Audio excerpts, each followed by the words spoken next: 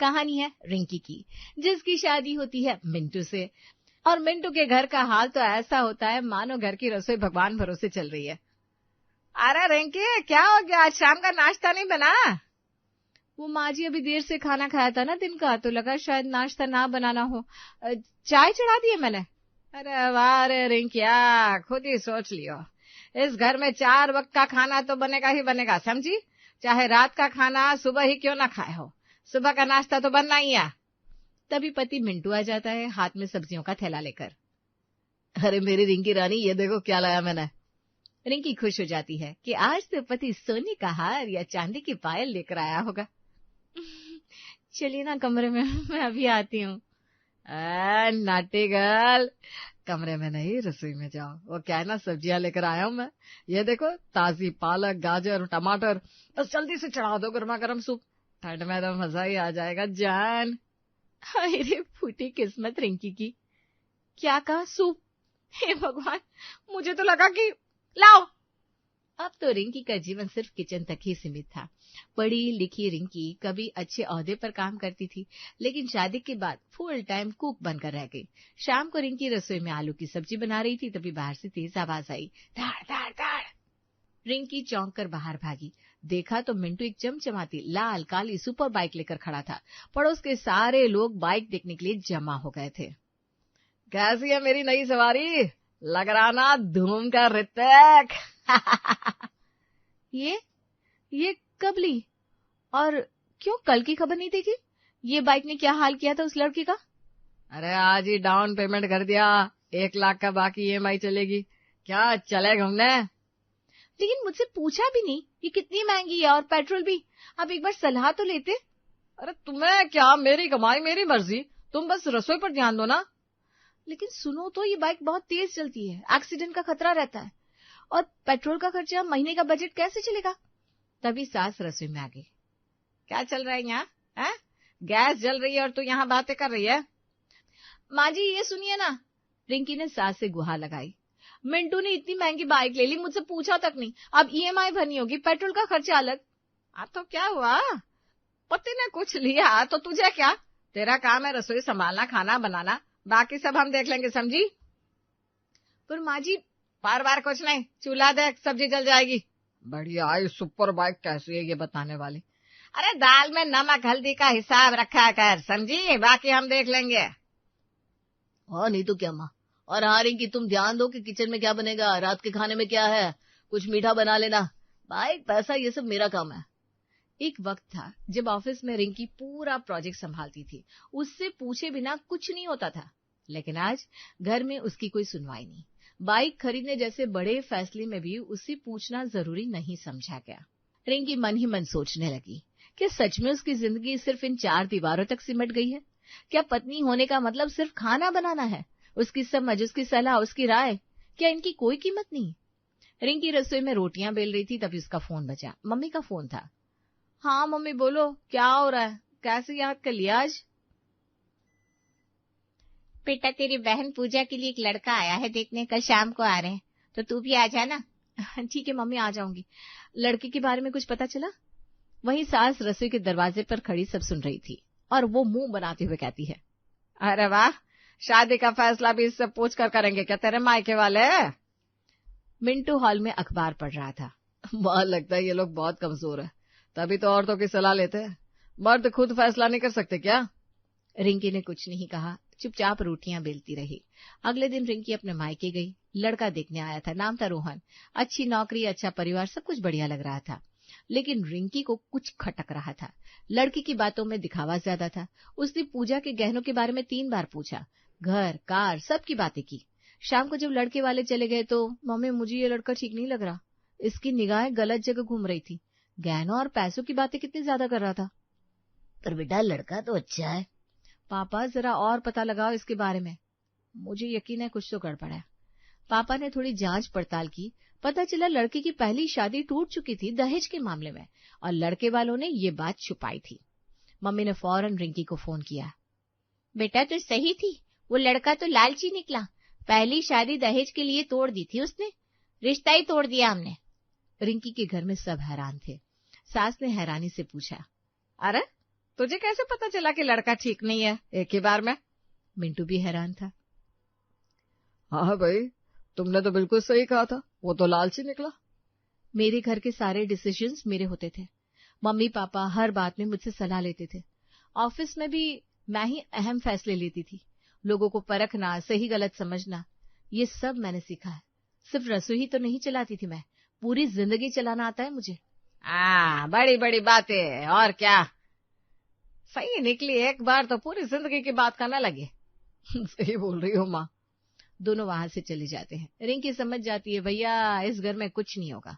1 महीने बाद रात को रिंकी रसोई में बर्तन धो रही थी, तभी बाहर से तेज आवाज आई, धड़ाम, फिर चीख पुकार की आवाजें। रिंकी और सास दोनों दरवाजे पर भागे, देखा तो सामने की गली में भीड़ लगी हुई थी। अरे भागो, मिंटू का एक्सीडेंट हो गया उसकी सुपर बाइक से। रिंकी का दिल धक से रह गया। सास के पैरों तले जमीन खिसक गई। दोनों भागकर गली में पहुंची। मिंटू सड़क पर पड़ा था, सिर से खून बह रहा था। बाइक दूर जाकर गिर पड़ी थी। आगे का पूरा हिस्सा चकनाचूर हो गया था। कोई एम्बुलेंस बुलाओ। अस्पताल में मिंटू को भर्ती कराया गया। सिर में चोट लगी थी, बाएं हाथ की हड्डी टूट गई थी। डॉक्टर ने कहा, थैंक गॉड हेलमेट पहना था, नहीं तो। 2 दिन बाद मिंटू होश में आया, दर्द से कराह रहा था। ये क्या हो गया बेटा, इतनी तेज बाइक क्यों चलाई? माँ, वो पेट्रोल खत्म हो रहा था, सोचा जल्दी से पेट्रोल पंप पहुंच जाऊं, और ब्रेक भी कुछ ठीक से नहीं लग रहे थे कल से। ब्रेक ठीक नहीं थे, फिर चलाई क्यों? सोचा चल जाएगी, कल देख लूंगा। तभी अस्पताल में 2 लोग आए, बैंक के कर्मचारी। मिंटू जी, आप ठीक है? देखिए, आपकी बाइक की 3 EMI बाकी है। एक्सीडेंट के बाद बाइक तो बर्बाद हो गई, अब आप बाकी रकम कैसे चुकाएंगे? अरे भाई, अभी तो मैं यहाँ पड़ा हूँ। हम समझ सकते हैं, पर लोन तो चुकाना होगा ना। बाइक बर्बाद होगी तो भी EMI तो भरनी होगी, नियम है। हाय राम, अब यह झंझट भी। दूसरे दिन अस्पताल में पड़ोसी और रिश्तेदार मिलने आए। अरे मिंटू बेटा, ये बाइक तो लेनी नहीं चाहिए थी। अखबार में कितनी बार खबर आई थी, इस मॉडल के ब्रेक फेल होते हैं। कंपनी ने तो रिकॉल भी किया था। हाँ भाई, इस बाइक का रिकॉर्ड ही खराब है। 2-3 जगह एक्सीडेंट हुए हैं इससे, खबरों में नहीं देखा क्या? अरे भाई, इतनी महंगी बाइक, EMI का बोझ, पेट्रोल का खर्चा। घर वालों से पूछा था क्या लेने से पहले? बीवी से, माँ से उनकी सलाह ली थी? मिंटू चुप रहा, सिर नीचे झुका लिया। घर की औरतें बेकार में तो नहीं बोलती, वो भी कुछ समझती है। रिंकी भाभी ने तो रोका भी था उस दिन, है ना? रिंकी चुपचाप खड़ी थी, कुछ नहीं बोली। सब चले गए तो कमरे में सिर्फ रिंकी, मिंटू और सास रह गए। मिंटू की आंखों में पानी आ गया, दर्द से नहीं, शर्म से। रिंकी, तुम सही थी। तुमने उस दिन कहा था ये बाइक खतरनाक है, एक्सीडेंट हो सकता है, पेट्रोल का खर्चा ज्यादा है, और मैंने तुम्हारी एक नहीं सुनी। अब क्या फायदा? अगर मैंने तुमसे पूछा होता, तुम्हारी बात सुनी होती, तो शायद आज मैं यहाँ ना होता, बाइक भी सही होती, पैसे भी बच गए होते, और ये हालत भी ना होती। रिंकी की आंखों में आंसू आ गए। मैं तुम्हारी पत्नी हूँ, घर की हूँ, मैं क्यों नहीं चाहूंगी तुम्हारा भला हो? मेरी बात का मतलब रोकना नहीं था, बचाना था तुम्हें। हाँ, बस बहुत हो गया। एक बात क्या सही हो गई, खुद को प्रधानमंत्री ना समझो। बड़ी आई, जाओ जाकर सूप बना कर लाओ बेटे के लिए। 1 महीने की बात है, मिंटू का इलाज चल रहा था। घर में रिंकी ही सब संभाल रही थी। एक दिन सुबह, अरे रिंकी इधर तो आओ जरा। रिंकी रसोई से दौड़ कर आई। क्या हुआ माँ जी? अरे ये पैर में दर्द हो रहा है बहुत तेज, घुटने में भी और टखने में भी। कब से हो रहा है माँ जी? अरे 15-20 दिन से तो हो रहा है, सोचा ठीक हो जाएगा, पर अब कुछ ज्यादा ही बढ़ गया है। माँ जी, एक बार डॉक्टर को दिखा लीजिए और फिजियोथेरेपी भी करवा लीजिए। उम्र हो गई है, जोड़ों की देखभाल जरूरी है। अरे हट, फिजियोथेरेपी ये सब फालतू खर्चा। तो एक काम कर, लहसुन का सूप बना दे, गाढ़ा वाला। पैर का दर्द ना सूप से ठीक हो जाता है, मेरी सास भी यही करती थी। अरे माँ जी, सूप से पोषण तो मिलेगा, लेकिन दर्द की जड़ तो नहीं जाएगी डॉक्टर को। अरे मैं तुझसे कह रही हूँ ना, सूप बना दे, बाकी मुझे पता है क्या करना है, जा बना के ला। रिंकी चुप हो गई, सूप बना दिया। अगले दिन फिर से, रिंकी आज हल्दी वाला दूध बना दे और अदरक की चाय, पैर में अभी भी दर्द है। माँ जी प्लीज एक बार डॉक्टर को। नहीं, मुझे नहीं जाना डॉक्टर के पास, तू बस जो मैं बोलूं वो बना, समझी? तीसरे दिन, आज ना प्याज और लहसुन का मिक्स काढ़ा बना दे और शाम को मेथी का सूप। माँ जी ये सब घरेलू उपाय है, असली इलाज फिजियोथेरेपी से होगा। हाँ, तुझे सब पता है। डॉक्टर बन गई है क्या? बस जो बोला है वो कर। माँ रिंकी सही कह रही है, एक बार चेकअप करवा लो। अरे तू चुप रह, अभी खुद लंगड़ा घूम रहा है और मुझे सलाह दे रहा है। मैं ठीक हूँ, बस थोड़ा दर्द है, चला जाएगा अपने आप। 5-6 दिन और बीत गए। एक सुबह रिंकी रसोई में थी, तभी सास के कमरे से आवाज आई, रिंकी, रिंकी बचाओ। रिंकी और मिंटू दोनों भागे। देखा तो सास बिस्तर पर बैठी थी, पैर नीचे लटके हुए थे, लेकिन खड़ी नहीं हो पा रही थी। अरे मैं खड़ी नहीं हो पा रही हूँ, पैर में बिल्कुल ताकत नहीं है ना। मिंटू गाड़ी निकालो, अभी अस्पताल चलते हैं। अस्पताल में डॉक्टर ने चेकअप किया, एक्सरे कराई। देखिए, आपकी घुटने की हड्डी घिस गई है और मसल्स भी कमजोर हो गए। आपको फिजियोथेरेपी करवानी चाहिए थी, अब तो हालत गंभीर हो गई है। पर डॉक्टर साहब, मैंने तो सूप वूप सब पिया था। सूप से पोषण मिलता है, पर मसल्स की एक्सरसाइज तो फिजियोथेरेपी से ही होती है। आपको तो 1.5-2 महीने पहले शुरू कर देना चाहिए था। अब देर हो गई है, अब इंटेंसिव थेरेपी लगेगी। माँ रिंकी ने कितनी बार कहा था आपको, लेकिन आपने सुना ही नहीं। अरे मुझे क्या पता था, सोचा घरेलू उपाय से। घरेलू उपाय सपोर्ट के लिए होते हैं, ऐसे तो डॉक्टर दुकान बंद ही कर ले, खुद ही कर लो इलाज। अब रोज फिजियोथेरेपी करानी होगी, 6 हफ्ते लगेंगे कम से कम। पहले करा लेती तो 4 दिन में ठीक हो जाती। कोई बताने वाला नहीं है क्या इनको घर में? बहू तो पढ़ी लिखी लग रही है। सास का मुंह उतर गया घर आकर। माँ अब तो मान जाओ, रिंकी ने सही कहा था, अगर पहले ही डॉक्टर के पास चली जाती तो इतनी तकलीफ नहीं होती। हाँ, सब मेरी गलती है। माँ जी, मैं कल से आपको थेरेपी के लिए ले जाऊंगी। डॉक्टर ने जो एक्सरसाइज बताई है घर पर भी करवाऊंगी। हाँ ठीक है, पर यह थेरेपी वेरेपी से क्या होगा भाई? माँ अब भी नहीं मानोगी, डॉक्टर ने साफ कहा है। अच्छा बाबा, देखते हैं। रिंकी मन ही मन सोच रही थी, कब समझेंगे लोग कि सलाह सुनना भी जरूरी है। 1 हफ्ते के बाद रिंकी आंगन में कपड़े सुखा रही थी, तभी पड़ोसन सुनीता आई। अरे रिंकी, जरा एक सलाह चाहिए थी। हाँ भाभी, बोलो ना। देख, मेरे पास थोड़े पैसे जमा हो गए, सोच रही थी थोड़ा सोना ले लूं। तुम पढ़ी लिखी हो, समझदार हो, तो पूछा कि अभी लेना सही रहेगा कि नहीं। भाभी, अभी तो सोने के दाम काफी ऊंचे चल रहे हैं। मैंने न्यूज में देखा था, पिछले महीने से लगातार बढ़ रहे हैं। मेरी राय में थोड़ा रुक जाओ, 2 महीने बाद जब दाम थोड़े रुके या गिरे ना, तब लेना। अच्छा, वैसे तो ठीक ही कह रही है, तो फिर मैं अभी नहीं लूंगी, 2 महीने बाद देखती हूँ। हाँ भाभी, बेहतर रहेगा। तभी दूसरी पड़ोसन शांति भी आ गई। क्या बात हो रही है, मुझे भी बताओ भाई। अरे सोना लेने की सोच रही थी, पर रिंकी कह रही अभी दाम ज्यादा है। अच्छा, मैं तो सोच रही थी कल ही ले लो। शांति भाभी, मेरी राय में अभी मत लो, बाजार में उतार चढ़ाव चल रहा है। शाम को शांति रिंकी की सास के पास गई। अरे आपकी बहू तो कह रही है कि सोना मत लो अभी। अरे वो क्या जाने, छोटी छोटी बातें करती रहती है। सोना हमेशा लेना चाहिए जब पैसे हो, दाम तो घटते बढ़ते रहते हैं। तू ले ले बेटा। हाँ, मुझे भी यही लगा, तो कल ही जाऊंगी। हाँ ठीक है, और सुन, ज्यादा ना बहू की बातों में मत आना, अभी नई नई है, वो क्या जाने दुनियादारी। अगले दिन शांति ने सोना खरीद लिया। 2 महीने बाद सुनीता और शांति दोनों रिंकी के घर आई। अरे रिंकी, तेरी बात तो सही निकली, सोने के दाम तो गिर गए। मैंने कल ही खरीदा, 5,000 रुपये कम प्रति 10 ग्राम। देखा भाभी, मैंने कहा था ना। हाय रे मेरी किस्मत, मैंने तो 2 महीने पहले ले लिया था, पूरे 15,000 का नुकसान हो गया। मैंने तो रिंकी की बात मानी थी, बच गए पैसे। तू है रिंकी एकदम समझदार। हाँ, और मैं गई थी तुम्हारी सास से सलाह लेने, उन्होंने कहा ले ले बेटा, दाम तो घटते बढ़ते रहते हैं। अब पता चला कितनी गंवार सलाह दी। सास किचन में खड़ी ये सब सुन रही थी, मुंह लटका लिया। काश मैंने तुम्हारी सास की बात नहीं मानी होती, रिंकी की बात सुननी चाहिए थी। अब पछता रही हूँ, इतने पैसे डूब गए। अरे भाई, पढ़ी लिखी लड़की की बात में दम होता है।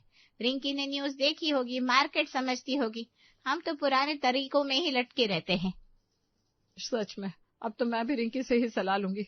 बड़ों की हर बात सही नहीं होती, अफसोस हो रहा है। दोनों पड़ोसनें चली गई। सास रसोई में चुपचाप खड़ी थी। उस रात खाना खाने के बाद सास अपने कमरे में बैठी थी, चेहरा उदास था। रिंकी चाय लेकर आई। माँ जी, चाय लीजिए। आ रखते हैं। माँ जी, आप उदास हैं? नहीं तो क्यों होंगे उदास?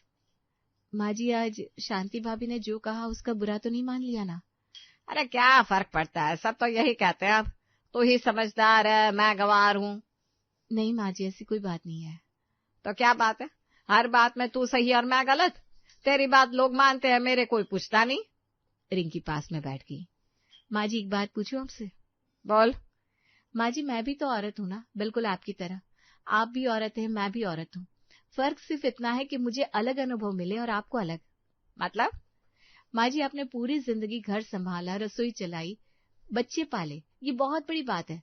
लेकिन मुझे बाहर की दुनिया देखने का मौका भी मिला। ऑफिस में काम किया, मार्केट समझा, न्यूज देखी। बस इतना ही फर्क है। माँ जी समझदारी औरत मर्द से नहीं आती, समझदारी आती है अनुभव से। आप घर के मामलों में मुझसे ज्यादा समझदार हैं। आप जानती है कौन सी सब्जी कब अच्छी आती है, कौन सा मसाला कितना डालना है, घर कैसे चलाना है। सास ध्यान से सुन रही थी। और मुझे बाहर की दुनिया का थोड़ा ज्यादा अनुभव है, बाइक के बारे में, सोने के दाम के बारे में, फिजियोथेरेपी के बारे में, क्योंकि मैंने वो चीजें देखी हैं, पढ़ी हैं। अरे तो तू कहना क्या चाह रही है? माँ जी मैं ये कहना चाह रही हूँ कि हम दोनों एक दूसरे की बातें सुने। मैं आपसे घर के काम सीखूं, आप मुझसे बाहर की दुनिया की बातें सीखे, और हम दोनों मिलकर इस घर को बेहतर बना सकते हैं। सास की आंखें नम हो गई। तू सच में समझदार है बेटा। मैंने तुझे सिर्फ रसोई तक समझा, लेकिन तू तो पूरे घर को समझती है। माँ जी आप भी तो घर समझती हैं, बस हम दोनों अलग अलग चीजें समझती हैं। रिंकी बेटा, मुझसे बहुत बड़ी गलती हो गई। मैंने तुझे सिर्फ बहू समझा, तेरे अनुभव को नहीं समझा। माँ जी अब जो हुआ सो हुआ, आगे से बेहतर करेंगे ना। हाँ बेटा, आज से मैं तुझसे सलाह लिया करूंगी। और सुन। जी माँ जी। अब इस घर के सारे बड़े फैसले तू लेगी, चाहे बाइक लेनी हो, सोना खरीदना हो या कोई और बड़ी खरीदारी। तुझसे पूछे बिना कुछ नहीं होगा, समझी? माँ जी ये आप कह रही हैं? हाँ मैं सच कह रही हूँ बेटा। तू पढ़ी लिखी है, समझदार है, तेरी बातों में दम है। और मैं अब इतनी बुढ़ी हो गई हूँ कि नई दुनिया की बातें नहीं समझती। तू ही देखेगी अब सब। नहीं माँ जी, हम मिलकर फैसले लेंगे, आप, मैं और मिंटू तीनों मिलकर। तो कहती है तो ठीक है, पर हाँ तेरी बात का हमेशा ख्याल रखूंगी। मिंटू दरवाजे पर खड़ा ये सब सुन रहा था, मुस्कुरा दिया। माँ रिंकी ये बातचीत बहुत अच्छी हुई, अब हम तीनों मिलकर घर चलाएंगे, सच्ची टीम की तरह। हाँ बेटा, अब समझ में आ गया कि बहू सिर्फ रसोई नहीं चलाती, घर भी चलाती है। रिंकी ने सास के पैर छुए। आशीर्वाद दीजिए माँ जी। सास ने रिंकी के सर पर हाथ रखा। खुश रह बेटा, और मुझे भी समझाती रहना, मैं भी सीखूंगी तुझसे। उस दिन के बाद घर में बदलाव आ गया। अब कोई भी बड़ा फैसला तीनों मिलकर लेते थे। रिंकी की राय को अहमियत मिलने लगी और सास ने भी समझ लिया कि औरत की समझदारी सिर्फ रसोई तक नहीं, पूरे घर और जीवन तक होती है।